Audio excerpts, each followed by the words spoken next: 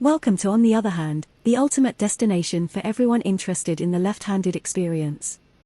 Whether you're a left-hander or know someone who is, or if you're interested in diversity, inclusion, and learning about the latest scientific research, you've come to the right place.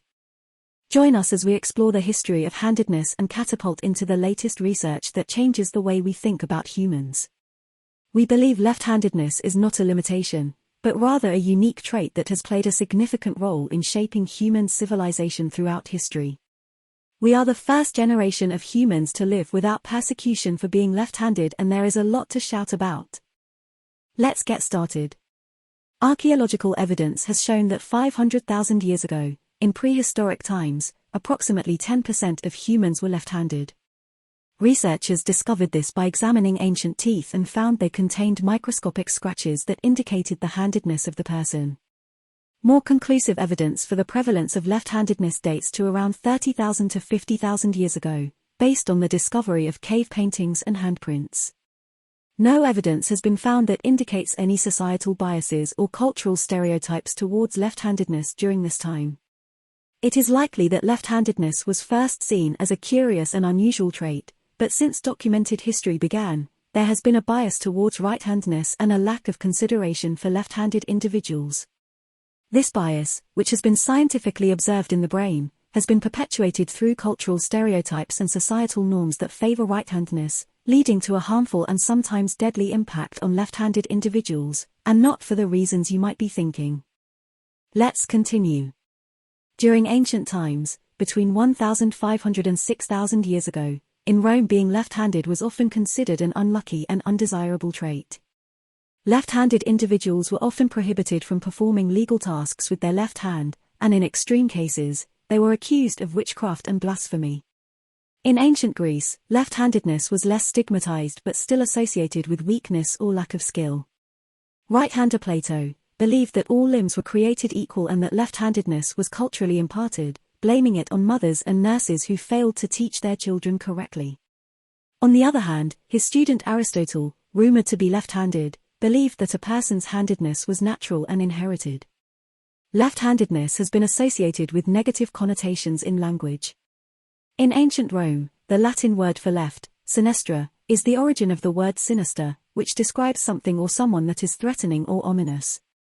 In many other languages, including Greek, Italian, Dutch, and French, the term for left-handed has also acquired a secondary meaning of ill-omened, crooked, awkward or clumsy. This is in contrast to the positive associations with the right, such as dexter in Latin, from which we get dexterous and dexterity. In French, adroit means to the right, further emphasizing the association of right-handedness with positivity. In some African cultures, left-handedness was considered taboo and individuals were thought to be cursed. In many Asian countries, the left hand was also viewed as inferior and impure. In ancient Egypt, enemies were depicted holding their weapons with their left hand. In some Native American tribes, left-handed individuals were thought to have magical healing powers. During the Middle Ages, negative attitudes persisted in many parts of the world. In Europe, the stigma was perpetuated by the Catholic Church, which saw it as a mark of the devil. Children who showed a preference for using their left hand were often forced to switch to their right hand.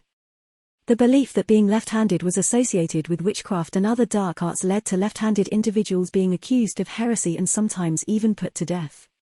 Throughout the period, countries on every children were either forced to switch or ridiculed and shunned out of the ignorance of the mass majority. This stigma continued globally into the 18th and 19th centuries, with left-handedness being associated with mental illness and feeble-mindedness.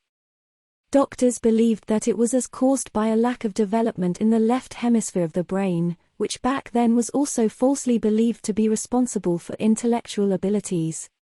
This belief persisted into the 20th century, with left-handedness being sometimes used as a diagnostic criterion for schizophrenia. Today, schizophrenia is a complex disorder that is believed to be caused by a combination of multiple factors, including genetic, but not caused by being left-handed. More on that another time. In the 1900s, scientific information began coming about left-handed people being overrepresented in positive areas, like music, artistry, and top-level sports. These studies had the effect of changing how people stereotyped left-handers.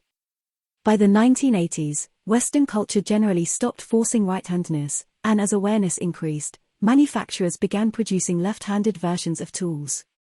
It's fascinating to think about the impact that right-hand bias and tools have had on this minority group since prehistoric times. From the persecution for being wrong-handed in the first place, to the constant challenges, negative impressions, and mental abuse that came with trying to use unsuitable tools, left-handers have persevered and adapted in the face of adversity for tens of thousands of years. Studies continue into the 21st century. In recent findings, researchers have also determined that 25% of IQs in the 98th percentile are left-handed even though they are only 10% of the population studied. And in leadership positions, you are likely to find them overrepresented as well. For example, 8 of the 46 US presidents have been left-handed, but only one of those was prior to the 20th century.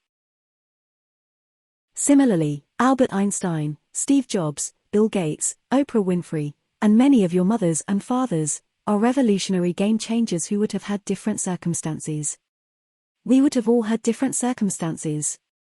Scientists have been able to identify specific genes associated with handedness and found they are also associated with structural differences in the brain. Research shows that left-handed individuals have more connective tissue between the brain hemispheres, while right-hand individuals have more within each hemisphere.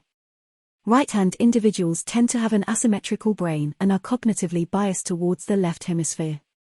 On the other hand, left-handed individuals resist cognitive bias and have a more symmetrical brain. Studies reveal that half of left-handed individuals are right-brained, while the other actually half use both hemispheres equally. In contrast, all right-hand individuals are left-brain dominant and biased. In the 2020s, data shows that in regions like Asia, Africa, and South America where many countries still force retraining, or have significant stigma and superstition, the percent of people who report being left-handed is half as high as continents where public awareness has mostly shifted to inclusiveness. As a result, an estimated 630 million humans right this moment have been having problems their whole lifetime because of it. We have lots of work to do on the front line as well. Technology and AI are moving forward at an unbreakable pace, and brain science moves with it. Right now neuroscientists leave out left-handed people from most studies to avoid skewing their brain scan data. Knowing what you know now, we owe it to ourselves and humanity to speak up about that. No time like the present. Thanks for watching. Don't forget to like and subscribe, and join us in the Discord. And if you're a right-hander, we have a challenge for you. Put the glove, on the other hand, and send reply with a video of you writing, on the other hand, with your other hand.